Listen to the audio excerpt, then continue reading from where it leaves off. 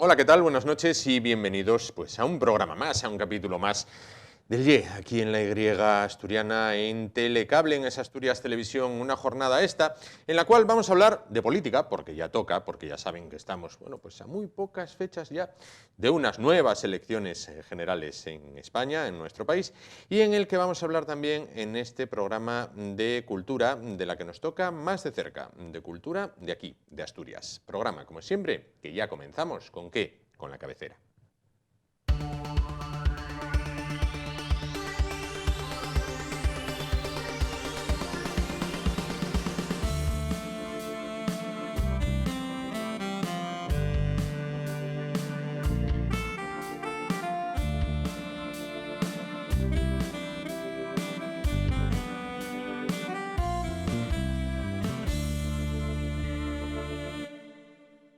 Bueno, pues vamos a continuar el espacio de esta noche, bueno, y quizás algunos no lo sepan, pero dentro de nada vuelve a haber elecciones, las cuartas en 4 años, un país tremendamente estable. Bueno, ejercemos el sano derecho del voto, aunque sean demasiado, vamos más a la escuela que cuando éramos niños, y vamos a entrevistar durante estos días pues, a las distintas opciones políticas que concurren para los comicios al Congreso y Senado. Vamos esta noche a hablar con un candidato joven, se trata de José María Figaredo, es el candidato de Vox al Congreso de los Diputados por Asturias. ¿Qué tal? Buenas noches. ¿Qué tal? Buenas noches. Bueno, ¿cómo afrontan estas nuevas elecciones? Bien, las afrontamos con mucha fuerza, mucha intensidad, va a ser una campaña muy movida, tanto para los líderes nacionales de Vox, que están moviéndose por toda España, están visitando las capitales de provincia a un ritmo frenético, como para las distintas provincias, que estamos también con muchísimo movimiento. Llevamos ya mucho tiempo de visitas, de rondas por toda Asturias, por todos los municipios, todos los concejos, y bueno, ahora empieza propiamente la campaña, con lo cual intensificaremos ese ritmo. ¿Que sean las cuartas elecciones en 4 años nos convierte en los más demócratas del mundo o en tremendamente inestables? Lo que creo que, bueno, no nos convierte en nada, simplemente demuestra que tenemos al frente del Ejecutivo en funciones a unos líderes muy irresponsables que juegan con el dinero de los españoles. No podemos olvidarnos que las últimas elecciones nos costaron la friolera de 160, 170 millones de euros. Es una auténtica barbaridad. Y entonces, no contentos con eso, pues unas nuevas elecciones, como a España le sobra el dinero, todo por ser incapaces de llegar a unos acuerdos a los que, por cierto, parece que van a llegar ahora.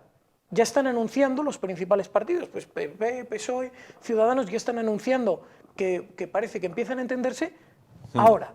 Es decir, hay que pasar por caja, aflojar estos 160 millones el 10 de noviembre para que logren entenderse. Es decir, no podían haberse entendido en junio del año pasado, que es cuando tocaba, sino que nos obligan a todos los españoles a rascarnos el bolsillo una vez más para poder llegar a ese entendimiento. Claro.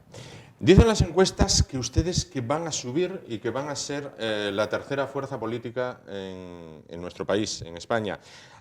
¿Esto es un regalo envenenado del doctor Tezanos? Porque en las anteriores elecciones se llegó a hablar de 76 diputados y para lo que sirvió fue para movilizar el voto del PSOE.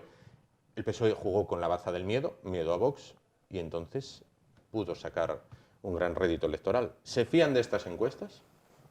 Bueno, las encuestas hoy en día en España se están utilizando más que como una muestra de cuál es la intención real de los españoles, más bien como un instrumento para dirigir el voto de los españoles. Entonces, bueno, nos halagan las encuestas, nos parecen bien en abstracto, pero creemos realmente que el objetivo de estas encuestas es más dirigir e incentivar al votante socialista, que parece que va a haber una importante abstención entre el electorado socialista. Pues la consideración o lo que queremos es más bien que lo que están intentando hacer es animar a ese votante socialista, dando unos resultados halagüeños para Vox, unos resultados pesimistas para el PSOE.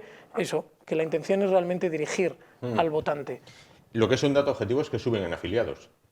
Bueno, eso es incontestable. Subimos en afiliados, subimos en apoyo en la calle, subimos en apoyo sentimental.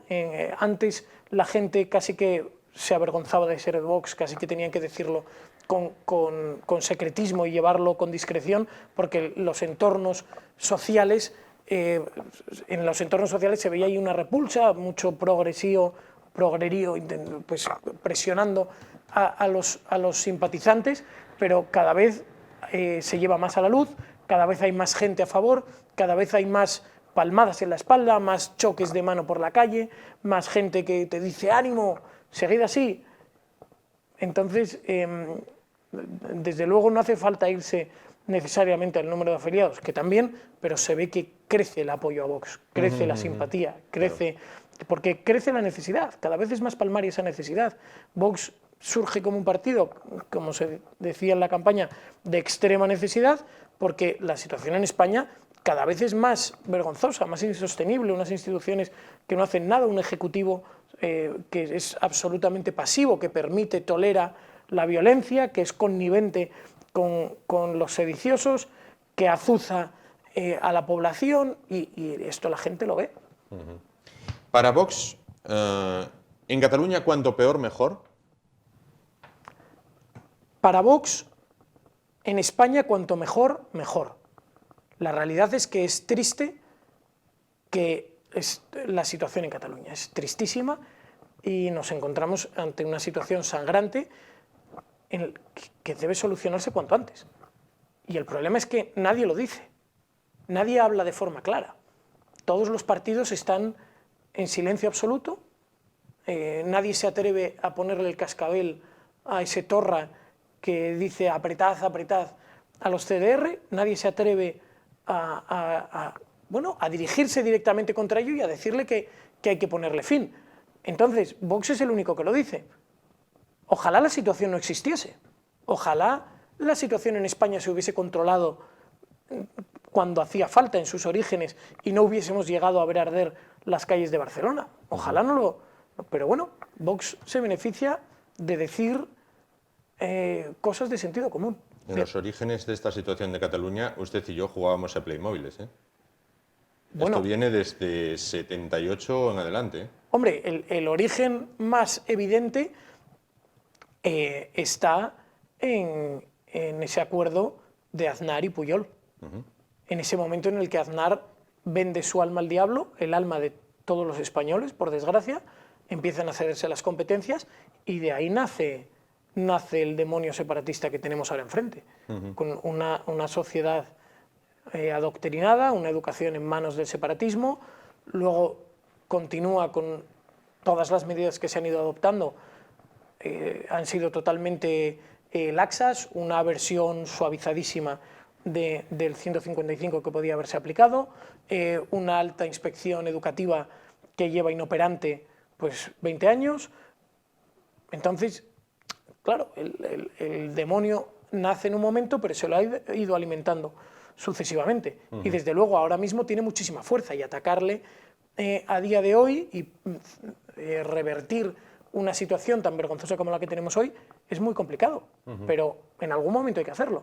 ¿El virus separatista o se combate o se extiende? Véase Valencia-Mallorca, Baleares, perdón. Sin duda, sin duda. No sé si esa es la expresión acertada, pero desde luego el germen separatista tiende a crecer y a esparcirse. O se le pone coto en los momentos iniciales cuando aún se puede, o llega a un punto en el cual es inmanejable.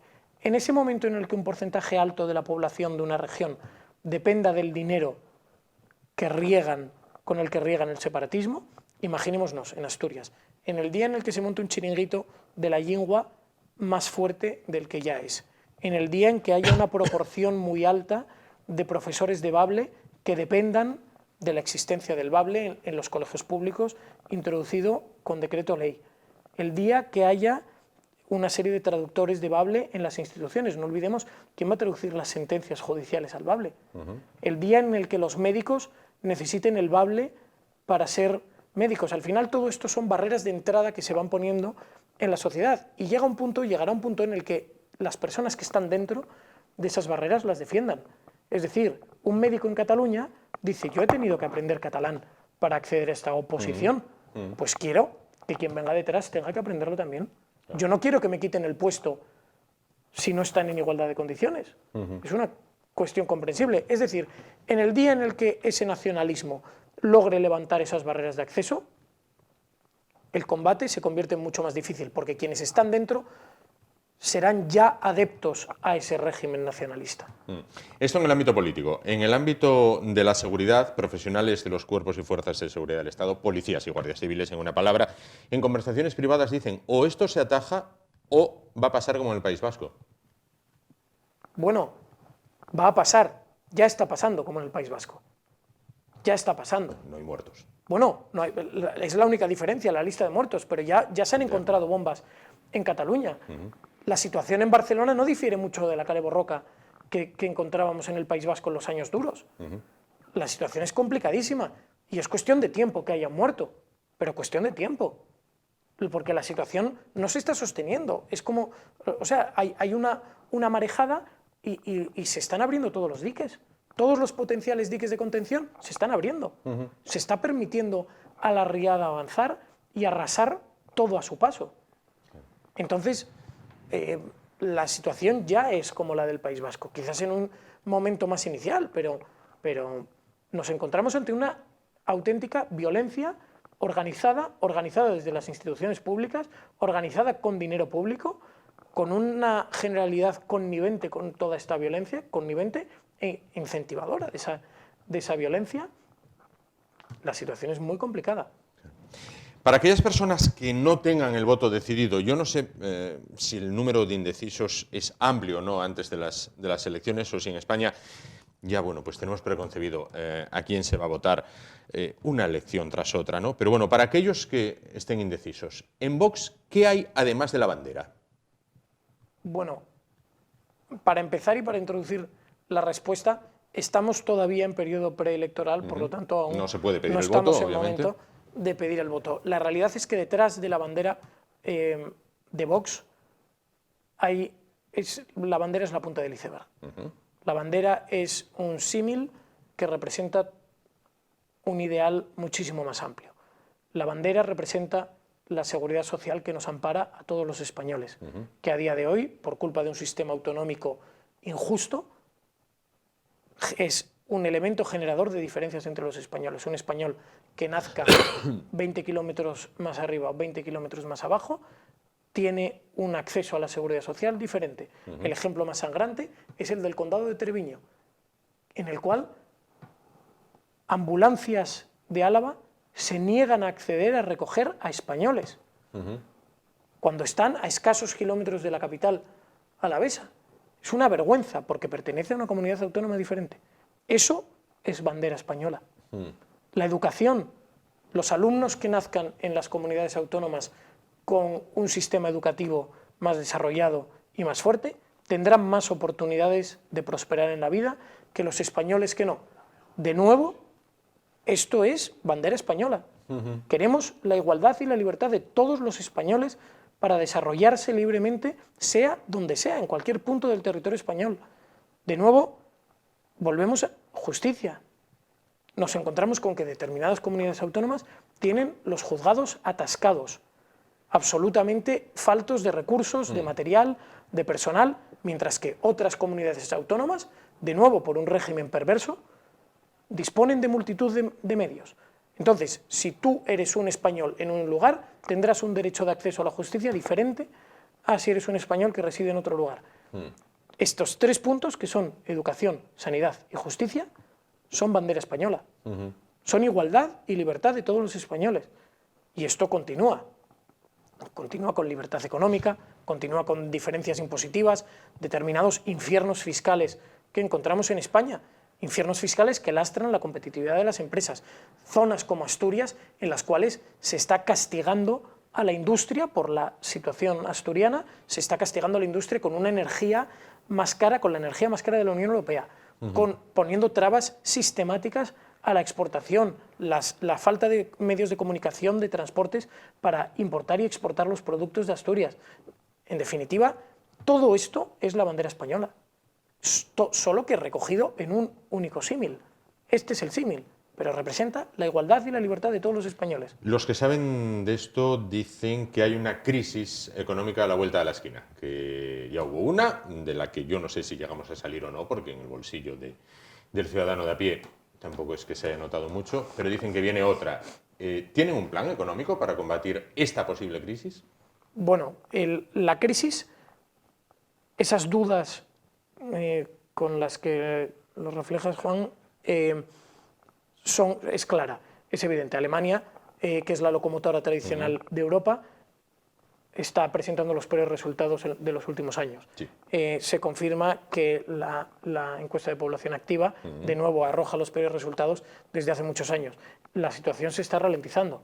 Eso es una obviedad. Y el plan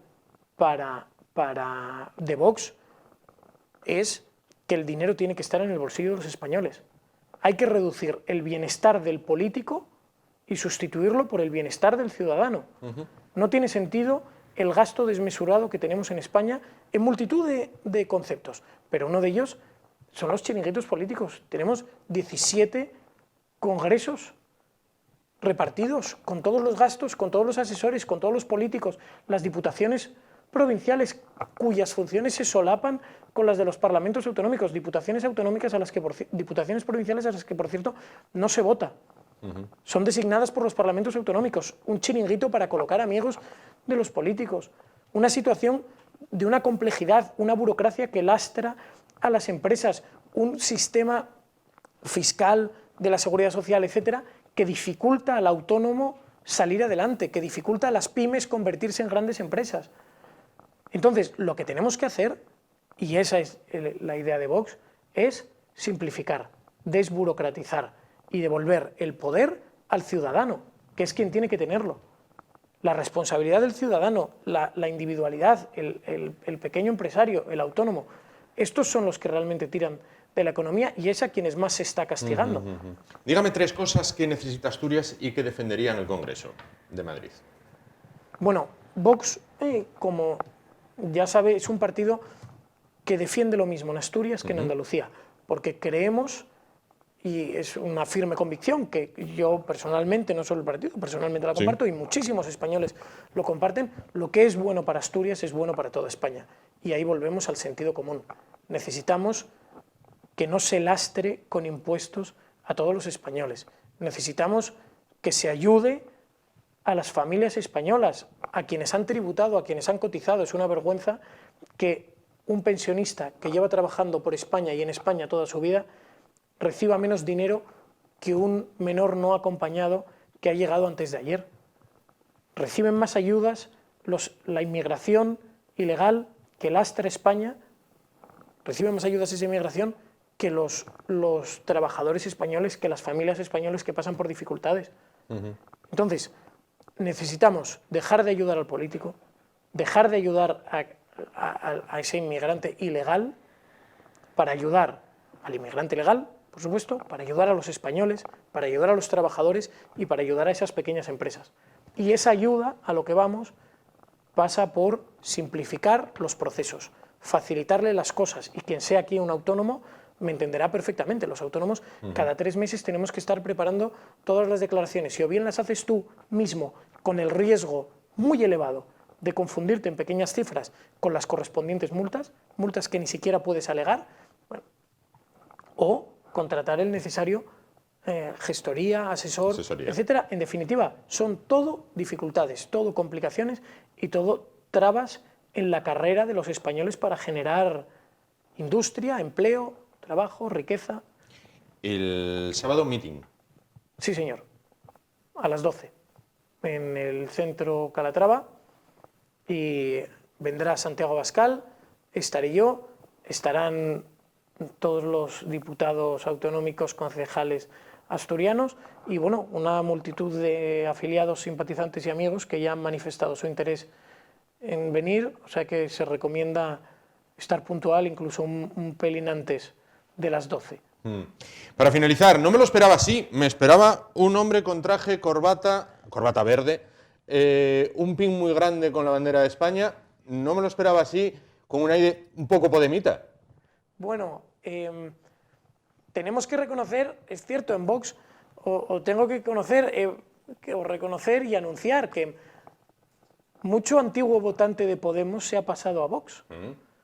Entonces, bueno, no es y han extraño. marcado tendencia. Han marcado tendencia, no. La verdad es que existe una imagen de Vox que es una imagen dura, que se ha transmitido como una imagen de fiereza, de rudeza, cuando no es cierto. En Vox, todos los miembros de Vox, todos los integrantes de Vox, somos gente perfectamente normal, todos los ámbitos, desde empresarios, trabajadores,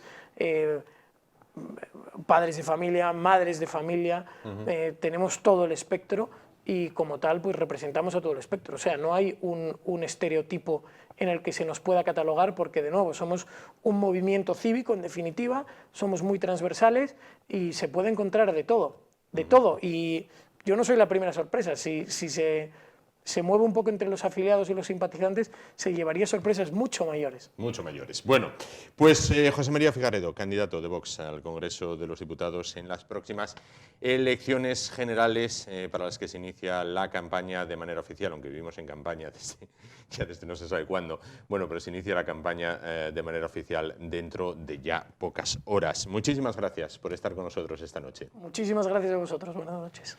Bueno, pues ya lo saben, es la primera entrevista con uno de los candidatos al Congreso. Las puertas de esta casa, lógicamente, están abiertas al resto de formaciones que quieran venir. El que quiera venir, que venga, le estaremos esperando. Gracias. De nuevo, nos vamos a publicidad y continuamos el espacio esta noche. Hasta ahora.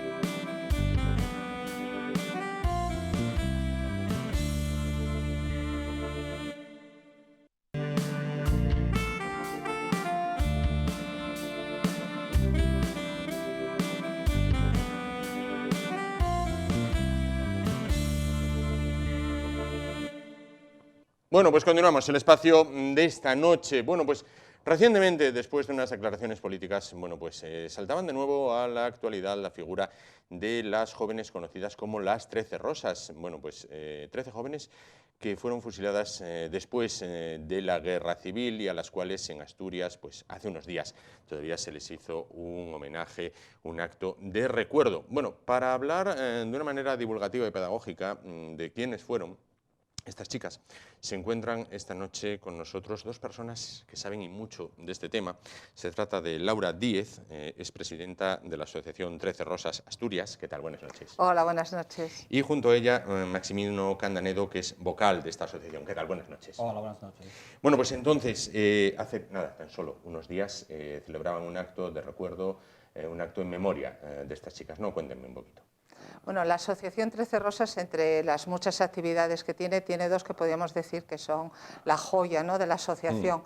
Una de ellas es un homenaje que hacemos cada 9 de agosto en recuerdo de las 13 Rosas en un monolito que tenemos donde la televisión del Principado de Asturias, ¿no? Entonces vamos todos los años a recordarlas. Y otro es el Premio 13 Rosas Asturias. El Premio 13 Rosas Asturias es ya, bueno, ya tiene una trayectoria larga porque es desde el 2009. Durante este tiempo pues hemos dado pues tanto a personas como a entidades que trabajan por el tema de la memoria histórica pues un premio, un reconocimiento.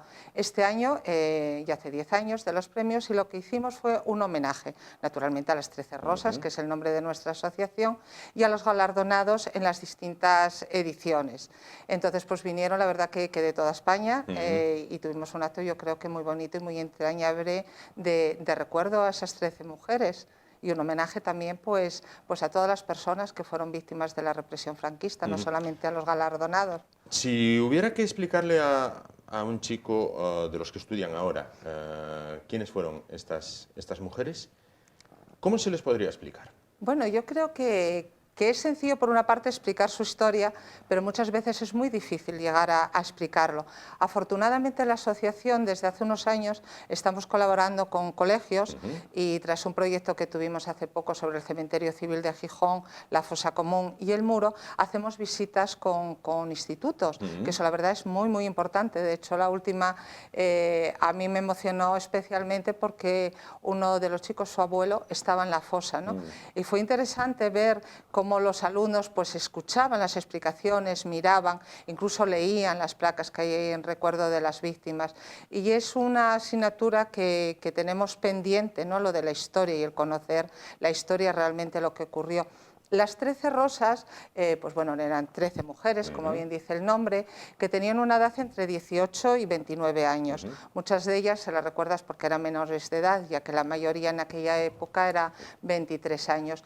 Pues eran unas chicas muy jóvenes, que la mayoría de ellas estaban o bien en las Juventudes Socialistas Unificadas, que era la unión entre las Juventudes Socialistas y las Juventudes Comunistas. Había otra que estaban en el Partido Comunista y una incluso pues no estaba afiliada a ningún tipo ni de partido ni de organización. Es más, era una mujer de derechas y muy católica, simplemente que su marido pues era del Partido Comunista, tenían un hijo de 11 años cuando la fusilaron, y ella es más bien por la vinculación de su marido, ¿no? que era del Partido Comunista.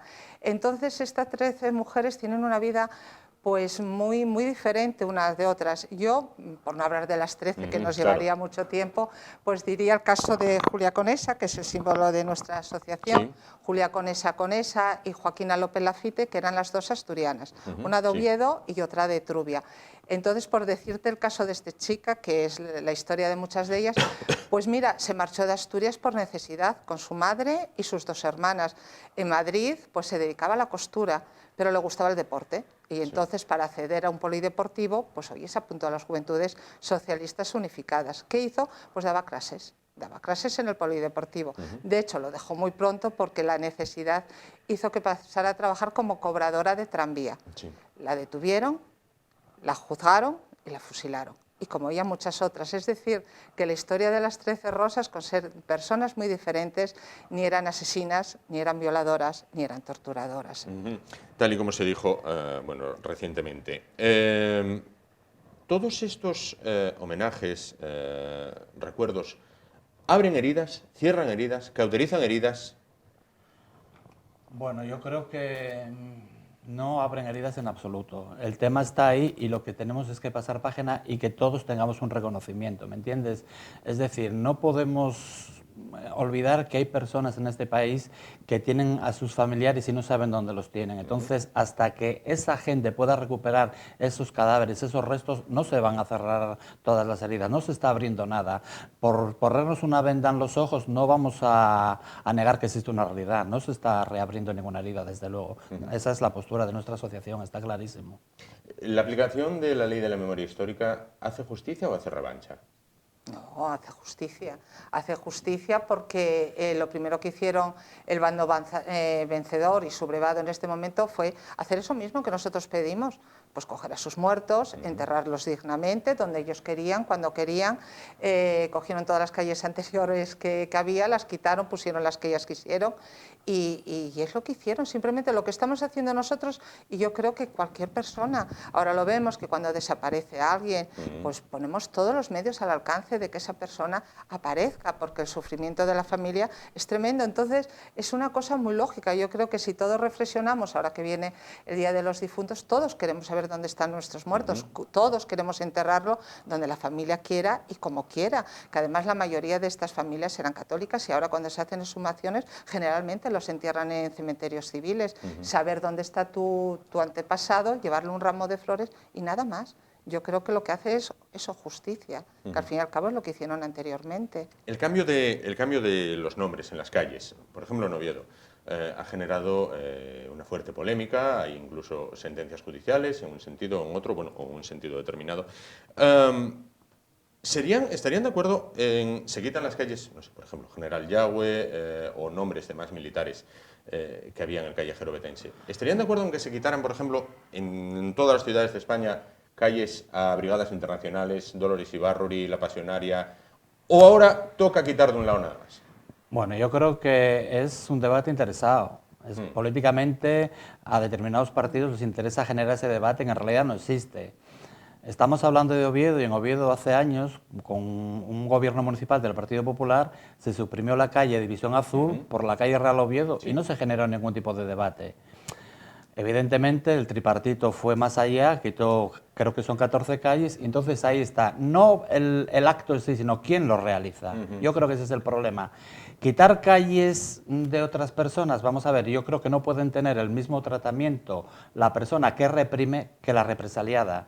Estamos hablando que se están quitando calles de gente que causó mucho dolor a este país. frente a otras, como pueden ser Dolores Ibarruri y Santiago Carrillo, que sufrieron el exilio durante muchos años. Bueno, estuvieron mucho tiempo. Vamos, voy a puntualizar. Se ha quitado la calle Calvo Sotelo, que murió 2 días antes, o lo asesinaron 2 días antes de que empezase la guerra, y Santiago Carrillo tenía las manitas manchadas. Otra cosa es que se olvidara. Vamos a ver.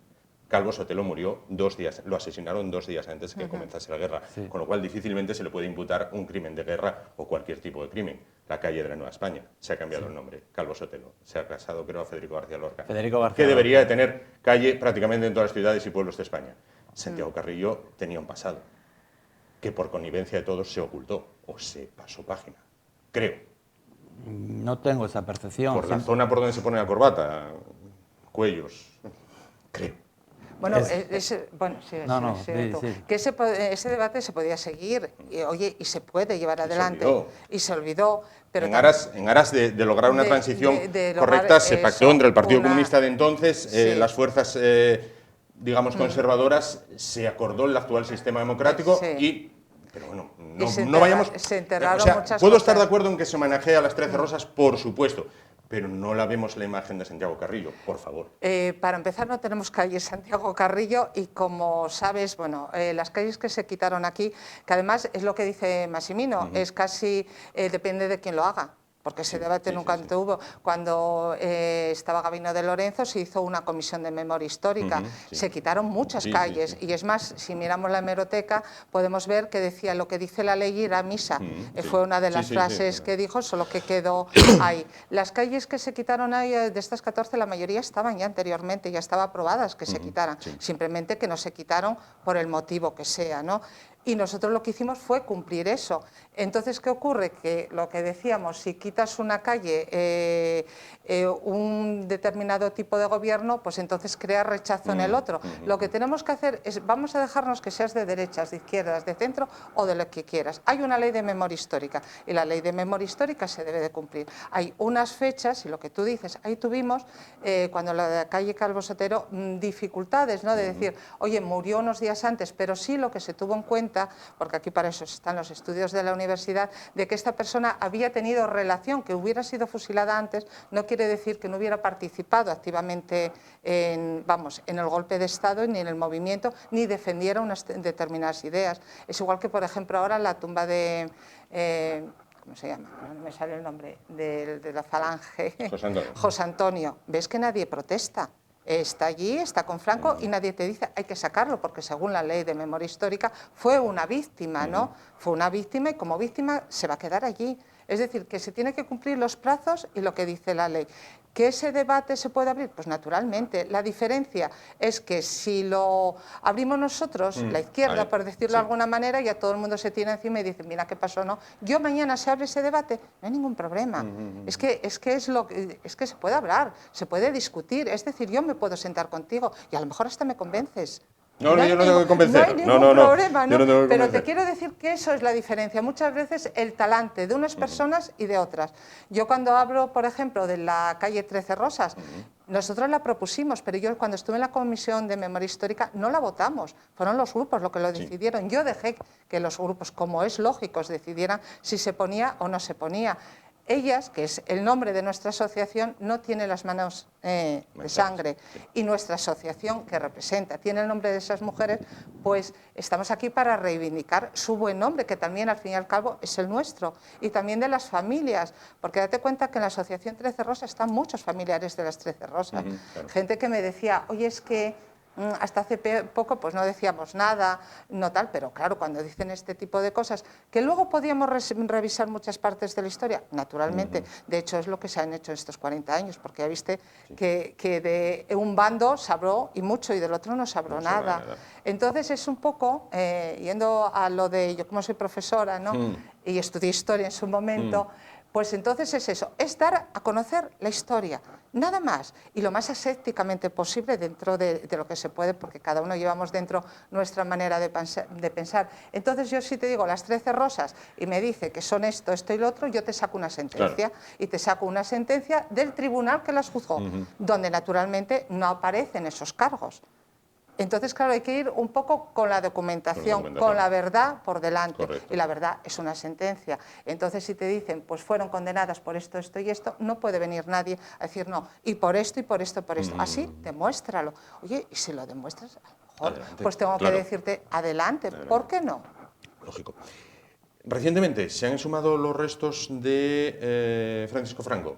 Se cierra un capítulo de la historia. Como dije antes, creo que se cierra un capítulo de historia. Es difícilmente explicable que 45 años después del fallecimiento del dictador siga estando en un mausoleo para su vanagloria, ¿entiendes? No tenía sentido. Si tú miras las democracias occidentales, en ninguna se daba ese caso y en España no tenía ningún sentido. Volvemos a lo de siempre. Aquí en el 2007, con la Ley de Memoria Histórica de Zapatero, se abre esa posibilidad y ya vimos la cantidad de problemas, recursos judiciales que hubo para llevarlo a efecto, pero yo creo que tocaba hacerlo y cerramos un capítulo de la historia de España, está claro. Claro. Bueno, actividad para lo que resta del año, la Asociación 13 Rosas, porque ahora, bueno, hasta agosto. No, mucho. Pues mira, ayer estuvimos todavía antes de ayer en las jornadas de memoria histórica de Gijón, hablando de las 13 Rosas. El sábado estaremos en el Pozo Fortuna, porque somos jurado de los premios. Nos vamos a Bruselas el mes que viene, porque va a haber una reunión de entidades memorialísticas y entonces estamos invitados a pasar allí 2 días y hablar en el Parlamento, pues precisamente de las 13 Rosas. Gijón nos llama ahora porque tiene las jornadas estas de ciudad educadora y entonces vamos a enseñar el cementerio civil de Gijón, la fosa común y eso pues a los niños, una actividad que bueno, que ahí ya te digo que la hacemos con mucha ilusión, ¿no? Y muchísimas cosas más, porque tengo pensado hacer, ¿no? Que además ni siquiera lo habré todavía con más, y la familia de Julia Conesa, Constanza Paje, nos dio toda la documentación de las cartas, de la sentencia, de la apelación, absolutamente toda la documentación, y nos ha dado permiso para hacer algo con ese tipo de material, y tenemos pensado hacer pues, posiblemente una exposición y algunas jornadas de memoria histórica. Para finalizar, para los más jóvenes, que ahora estudian bueno, mucho en base al material audiovisual, hay una película sobre las 13 Rosas. Sí. Recomendable para que los jóvenes se acerquen a la figura de ellas. ¿Narra los hechos de manera precisa o no recomendable? Yo sí la recomendaría. Te puedo decir, yo la vi todavía hace poco y sí es verdad que está novelada, pero es lógico, siempre que se lleva algo al cine, a veces decimos, a mí me gusta el libro, no me gusta la película. Son 2 medios diferentes y a la gente hay que transmitirlo de manera diferente. Sí es verdad que hay escenas que están un poco noveladas y muchos familiares de las 13 Rosas no les gustó la película, también te digo, sí, no les gustó mucho cómo trataron a los personajes. Pero yo digo que sí se puede ver teniendo claro eso, que hay partes que son noveladas, que no se puede contar toda la historia exactamente como es, porque si no sería una película, sería una jornada o un documental de memoria histórica. Correcto. Pero sí. Y el libro también, el libro es muy interesante. El libro no lo leí, la película sí pues la vi y puedo decir que a mí personalmente me parece que está bien. Yo creo que como una primera aproximación a la historia es muy recomendable, ver la película. Sí, es cierto. En algunos momentos es dura, pero sí es cierto. Pues Maximino Candanedo, vocal de la Asociación 13 Rosas Asturias, muchísimas gracias por estar con nosotros esta noche. Por invitarnos. Laura Díez, presidenta de la Asociación 13 Rosas Asturias, muchísimas gracias por estar con nosotros esta noche. Gracias a ti por invitarnos. Y que los pueblos no olviden su historia, porque si no, como se suele decir, estarían condenados a repetirla, sin duda. Por supuesto. Pues nos vamos muy rápidamente a los anuncios, volvemos y continuamos el espacio esta noche. Hasta ahora.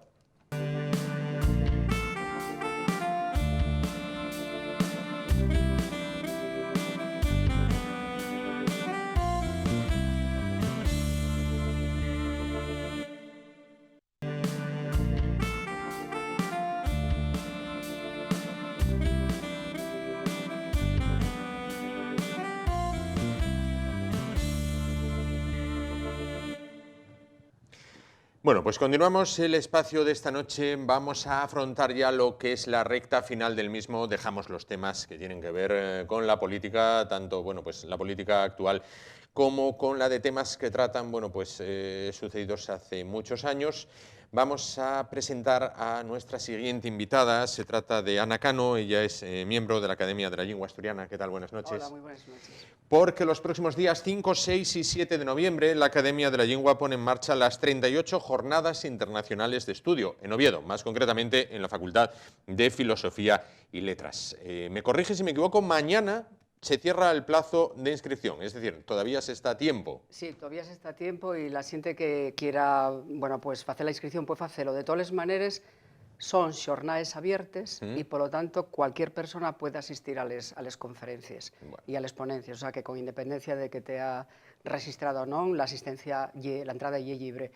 Nada máis que los que están inscritos, pues después darás a ellos una certificación de que asistieron. Ah, correcto. Siempre que asistan, claro. Claro, lógico, lógico. Sí. Bueno, ¿qué temas son los que se van a tratar durante esos 3 días? Recordamos, 5, 6 y 7 de noviembre. A ver, son xornades internacionales de estudio, fundamentalmente tienen que ver con todo, con lo que lleva la filología asturiana, en el sen más amplio del término. O sea, son cuestiones lingüísticas, tanto de sincrónicas, o sea, de la lengua de güey, como estudios históricos, pues puede ser de fonética, de fonología, de morfología, de sintaxis, estudio de textos medievales. Puede haber cosas de literatura asturiana, también de güey o a lo largo de la historia. Puede haber cosas de sociolingüística, de didáctica de la lengua, etc. Son fundamentalmente de calter filolóxico, o sea, de lengua y de literatura, de güey y de la domina medieval. Les de este año en concreto, que es que lle, como bien decía, les número 38, y bueno, organizar xornada tras xornada todos los años, unas xornadas internacionales como estes, y casi un milagro que se puedan facer, porque faense siempre pues, en la mesma época del año, la convocatoria lle añal, después esto van los artículos o les conferencias, los textos van a expublicarse en la revista Letras Asturianes, etc. O sea, necesita toda una dedicación de preparación, de invitar a los ponentes y a los conferenciantes, etc. ¿no? Y lo que pretendemos es dar a conocer pues, las investigaciones que se están haciendo sobre la lengua asturiana, fecha por xente de Asturias, del resto del Estado español, o por xente del extranjero, da exactamente lo mismo. En muchos casos, muchas de las ediciones son, la temática ya abierta, y dentro de esa allende pues falarse de lo que se quiera, y les de este año en concreto son también abiertas, y después de mes en cuando organícense xornades monotemáticas. Por ejemplo, les del año que viene, les del 2020... ¿Ya tienen preparadas las del año que viene? Sí, hombre, claro, esto inmediatamente. O sea, yo soy la responsable, junto con Carmen Muñiz, una collacia, una profesora del Departamento de Filología Española de la Facultad Nuesa, de organizar esto desde el punto de vista académico. Y evidentemente, están sin acabar de cerrar el programa, pero evidentemente, les del 2020 van a dedicarse a traducción.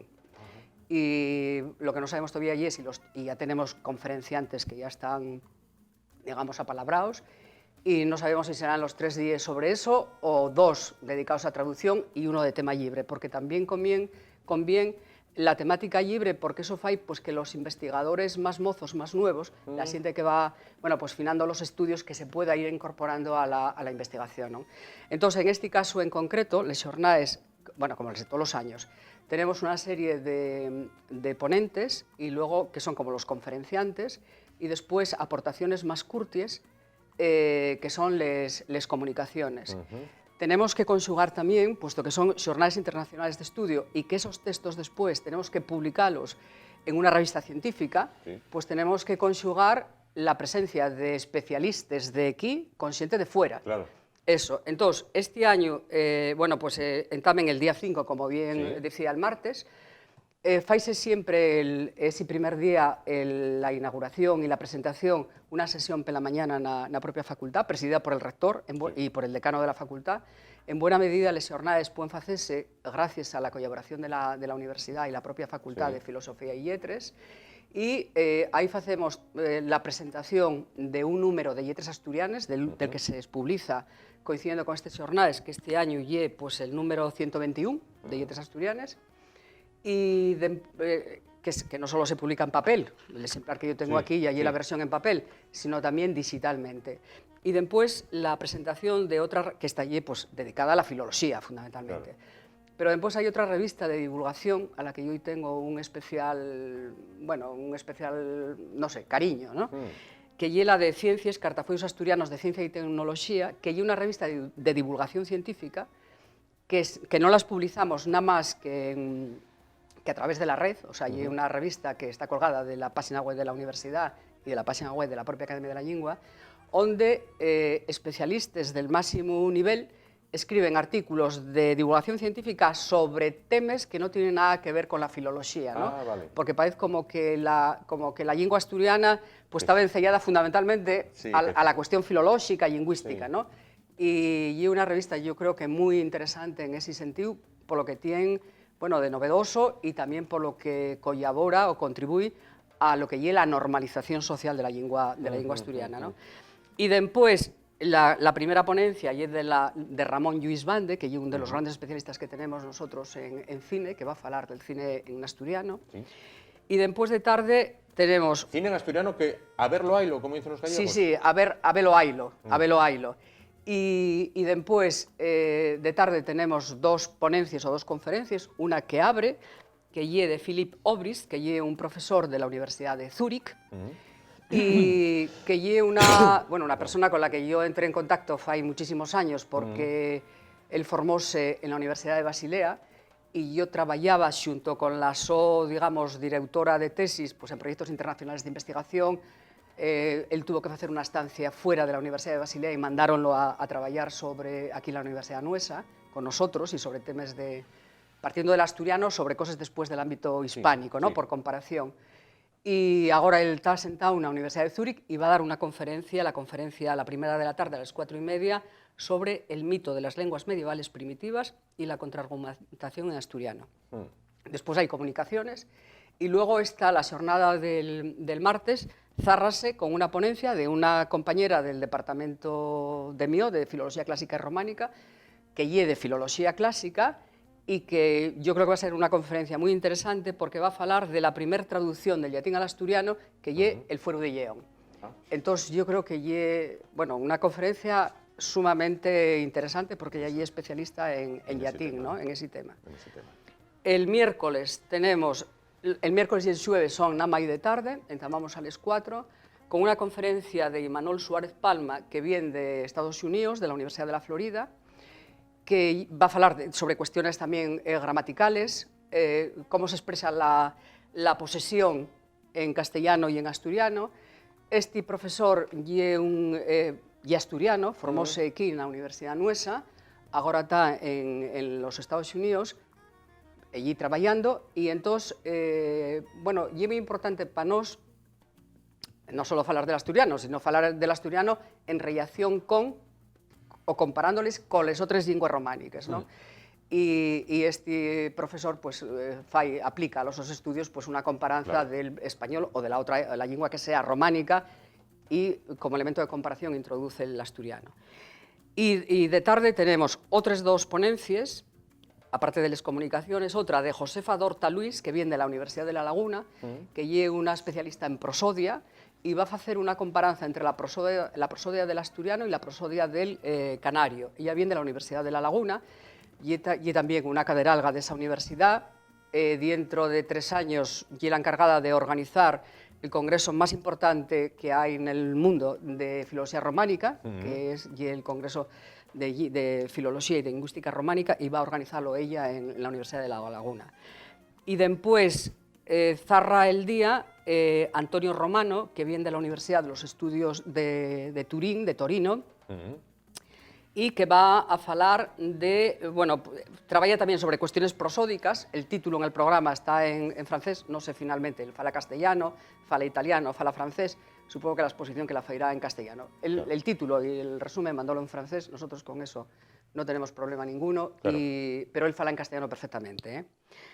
Y es especialista también en prosodia y va a hablar sobre la prosodia del asturiano. Sí. Hay, digamos, una línea de investigación abierta en estos momentos y grupos de investigación y proyectos internacionales dedicados a la prosodia en las lenguas románicas, y una parte importante, o digamos que el asturiano está ahí metido también, fundamentalmente de la mano, en el caso de Asturias, de Carmen Muñiz, de la compañera que citaba antes, ¿no?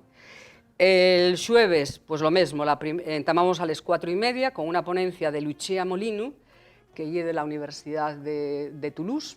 Ella es italiana, concretamente sarda, y vamos, de la isla de Cerdeña. Digo sarda porque fala lengua sarda, que es pues una de las lenguas bueno, iba a decir más importantes, las lenguas son todas importantes, pero bueno, dentro del ámbito románico, muy importante, aunque sea una lengua minoritaria, minorizada y todo lo que queramos, ¿no? Y ella va a hablar de los préstamos en asturiano, o sea, de los cultismos, y bueno, va a hacer un estudio morfofonológico de esto. Y la última ponencia con la que cerramos va a ser de José Enrique Gargallo, que lle caderalgo de lingüística románica de la Central de Barcelona. Puso en marcha un proyecto internacional de investigación sobre el refranero, sobre refranes. Ya tuvo en Ubieu en varias ocasiones, porque tenemos muy buena relación con los grupos catalanes de investigación.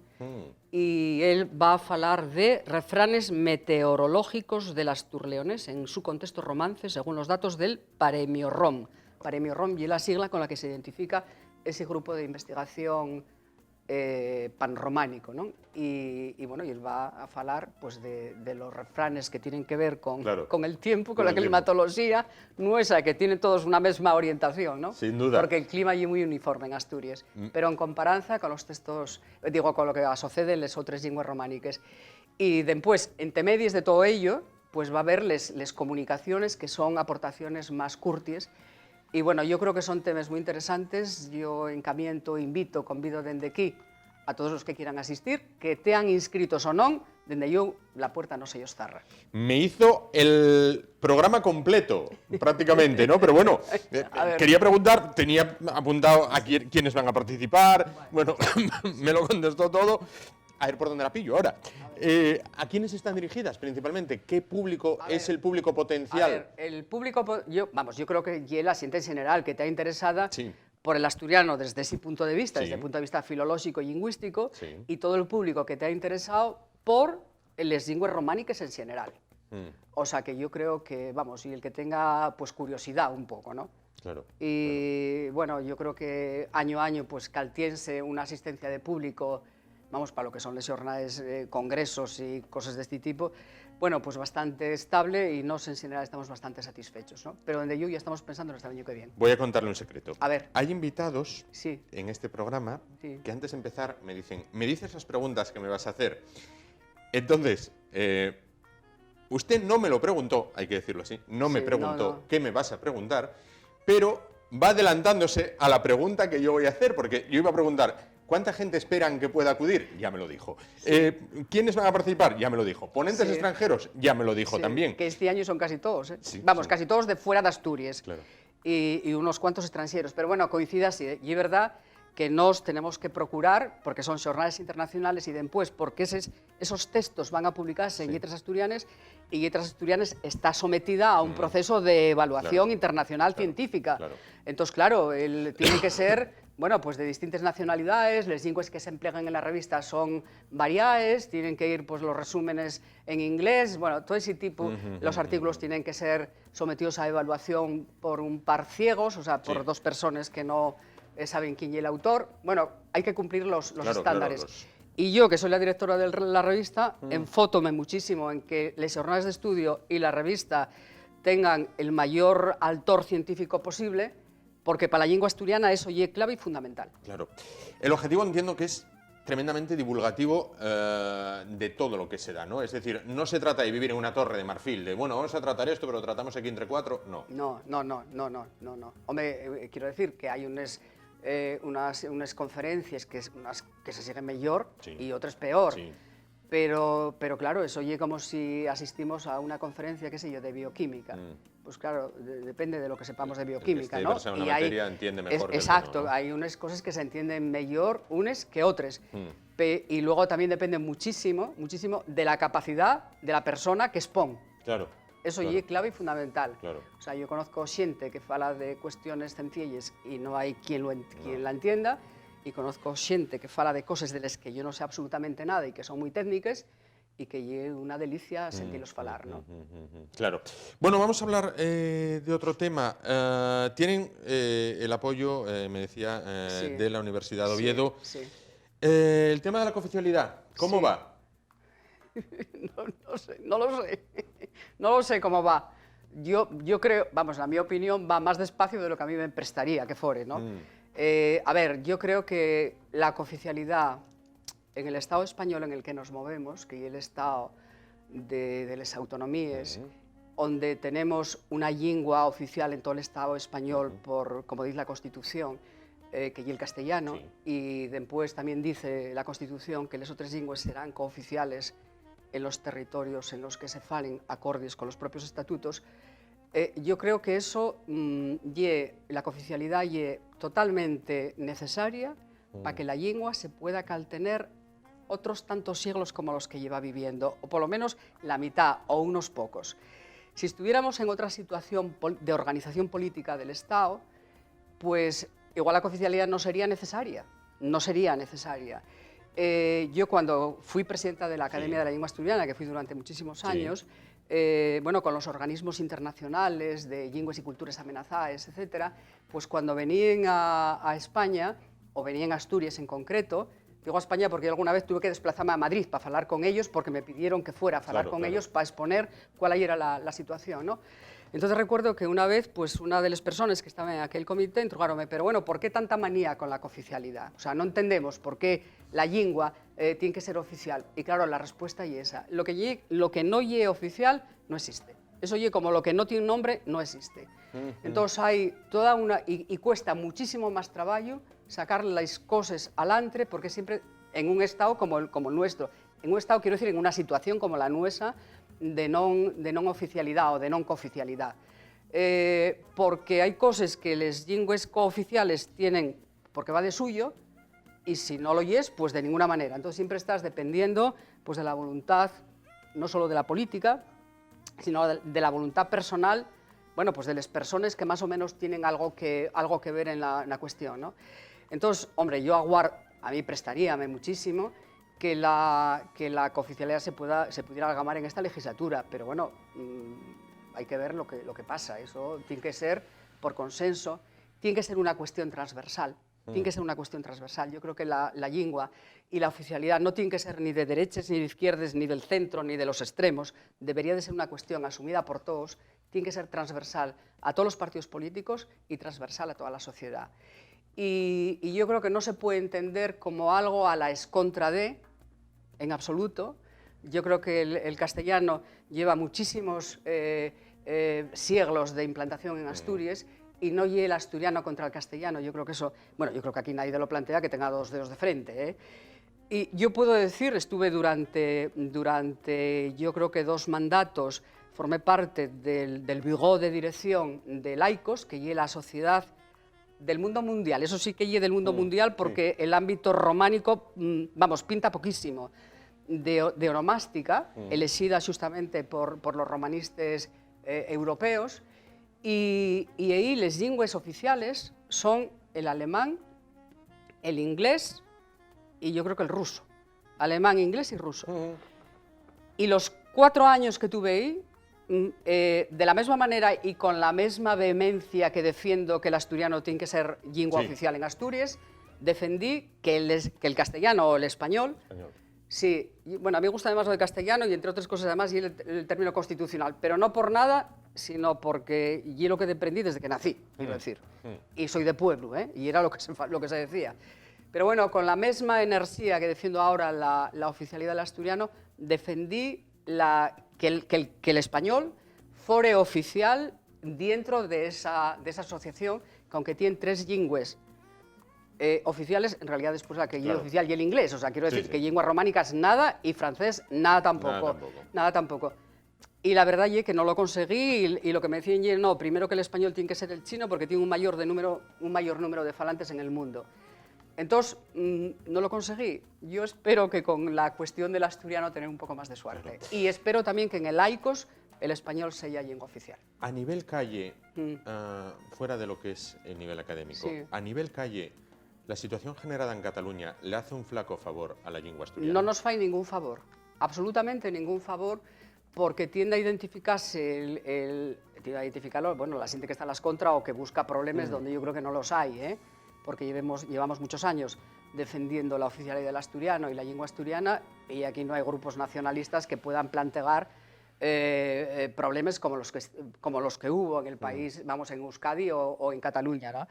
Yo creo que no nos fai ningún favor, no en absoluto, porque se tiende a identificar lo de la oficialidad del asturiano pues como el xermen de una cuestión no sé qué, bueno, que yo creo que no tiene ningún sentido, pero yo creo que no nos fai ningún favor, no.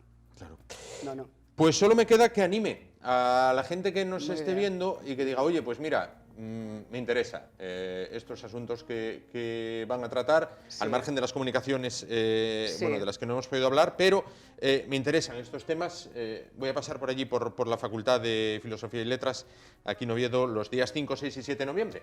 Pues sí, yo creo, vamos, estaríamos encantados de recibir a toda la xente y yo creo que bueno, pues que nada, que los xornales son abiertos, que son temas muy interesantes, que después siempre hay debates, que en los debates salen montones de cosas relacionadas lógicamente con lo que se está tratando, y yo creo que, vamos, que merecen la pena, porque además la xente que viene es muy importante, no siempre tenemos la oportunidad de verlos, y después por otra cuestión, porque yo creo que también hay la idea de que el asturiano llegue que no vale más que para andar por casa y no sé qué, no sé cuánto. Bueno, ya, sí, no lo sé. Hombre, pero por fuera mucho no se usa. Por fuera mucho no se usa, pero dentro del conjunto de las lenguas románicas hay un elemento de comparación fundamental. Y un elemento de comparación fundamental, y si no, yo invito a la gente que no lo cree, que asista a los congresos de filología románica, o que se ponga a ver los proyectos de investigación filológicos, lingüísticos, que se están haciendo en estos momentos en el ámbito románico, los más importantes, como el de Rom, el Diccionario Etimológico Román, como patronímica románica, como este que decíamos antes de la prosodia, como el del refranero y tal, y que miren a ver dónde está el asturiano. Y después, o sea, que falen con conocimiento de causa. Ahí está.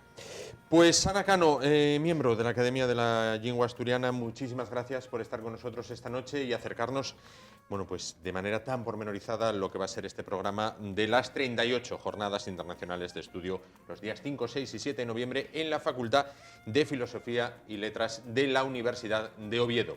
Muchísimas gracias. Muchas gracias a vosotros. Como gracias también les damos a ustedes por estar una noche más con nosotros. Nos vamos, volvemos mañana jueves, será a partir de las 10 de la noche, bueno, pues de nuevo con un programa que esperamos sea de su interés. Hasta entonces, gracias por su atención y que descansen.